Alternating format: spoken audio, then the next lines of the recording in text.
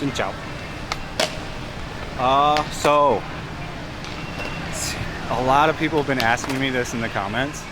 When is the best time to come to Saigon or Vietnam? I can't really answer Vietnam. I can answer you Saigon because this is my home base. This is where I've lived for the past year and a half. So I can tell you when to come to Saigon based kind of on my opinion. And I asked a friend here as well that's lived here for a long time, around 30 years.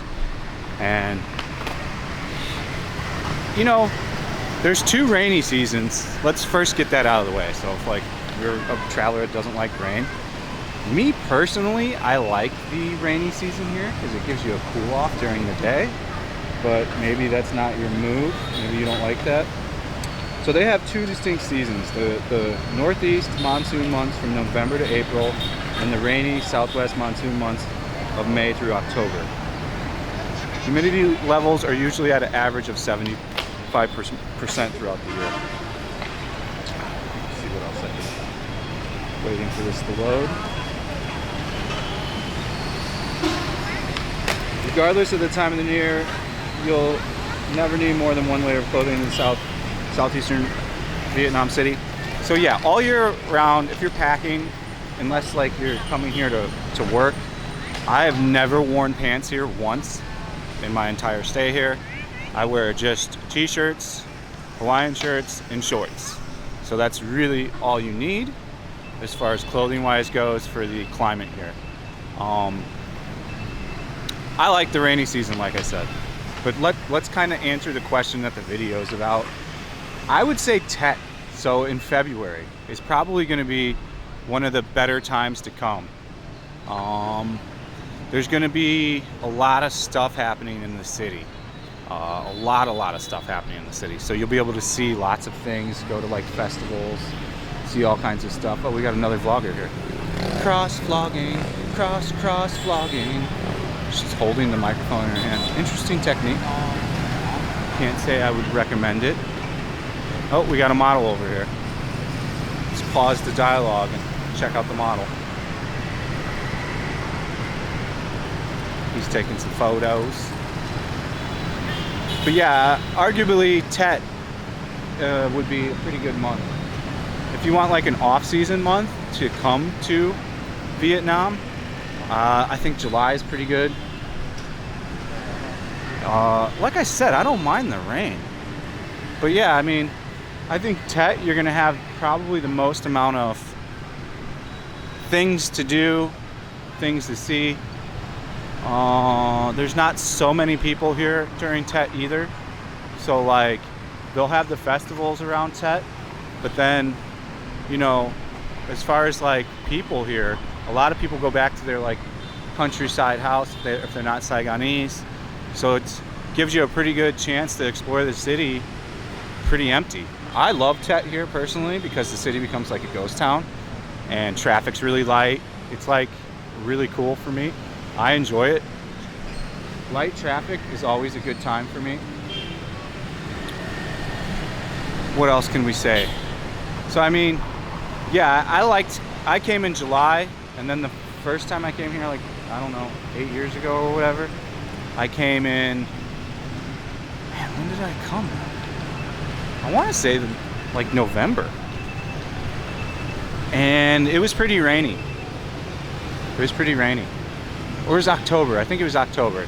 And it was rainy, but I don't mind rain because it usually doesn't rain all day here.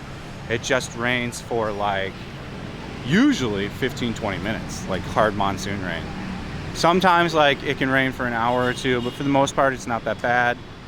Carry an umbrella with you and Bob's your uncle. Worst case scenario, you sit in a coffee shop and drink some coffee for the day.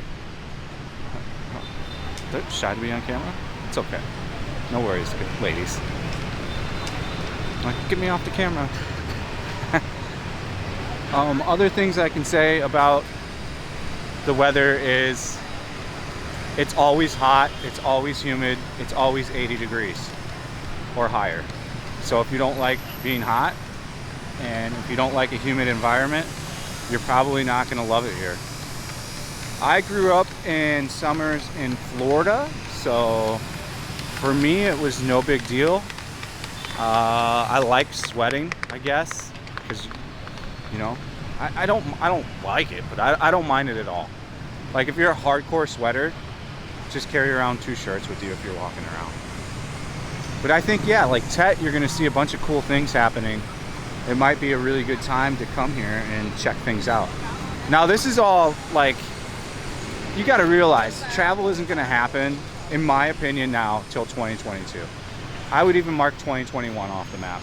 I think what's gonna happen is they're gonna do the Asian bubble here, but it's gonna be quarantine, like, and it's just gonna be like the 6 or 7 Asian countries they've talked about to travel with.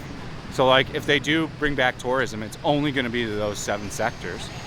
So, and then you're still gonna have to do like a 14-day quarantine and pay for it, which someone said they got it as cheap as $1,200, but most people that I know that have reported back to me says it's around $2,000 with the housing, the testing, and the food and all that.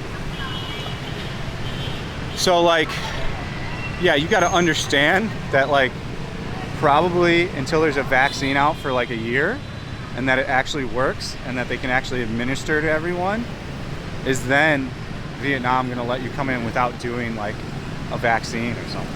Like, me personally, I'm not going anywhere until there's like a year buffer. Excuse me. A year buffer for like everything open again. No crazy little outbreaks happen anywhere. We're like, I'm not going to travel for at least 2 years, I'd say. I'm in Vietnam for sure for the next 2 years, and I'm going to discover and do everything I can here. We're going to go to every district. We're going to look at everything.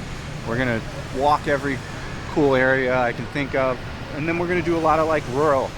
Pretty soon, in like, I don't know, a month or 2, you're going to see a new series where I go to like countryside and try to do things in the countryside, essentially. So, like, show you completely different aspects of Vietnam altogether.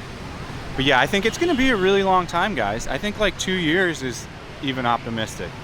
Now, if you're someone here that like wants to come here and live, 2 years is not the timeline. It's probably going to be less than that before you'll be able to pay to come in quarantine and all that stuff. But what average person on a vacation is going to want to pay, you know, or even do a 14-day quarantine?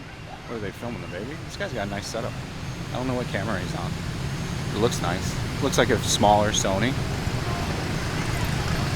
So I would just say, like, if you're watching this and like wanting to plan a vacation, I would realistically plan for 2022. Like, for real. That's personally what I think. I love the weather here. I think any month is okay to come. You know, I listed you the rainy season, both the 2 different rainy seasons they have. It seems to rain less in like June and July than it does like has now for the past 3 or 4 months.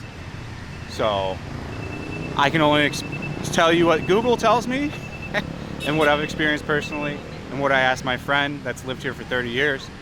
Off of his suggestion, he said to come during Tet. And then originally I didn't plan that, but when he said it and then I thought about it, it makes a lot of sense. So if you had a month to choose and we're outside of COVID and you can travel here at any time, any month you can choose of your own, I would say February during Tet. It's usually in February. So I think they said for the next 3 years it's February 12th. Yes, February 12th. So, and Tet's a long time. Tet's like 10 to 14 days, so it lasts quite a bit of time. So really, that's all I can think of for this. I don't want to ramble on or waste your time with shit that isn't covering this topic, but I think we literally covered everything I can think of. So take care, have a good day, and peace out.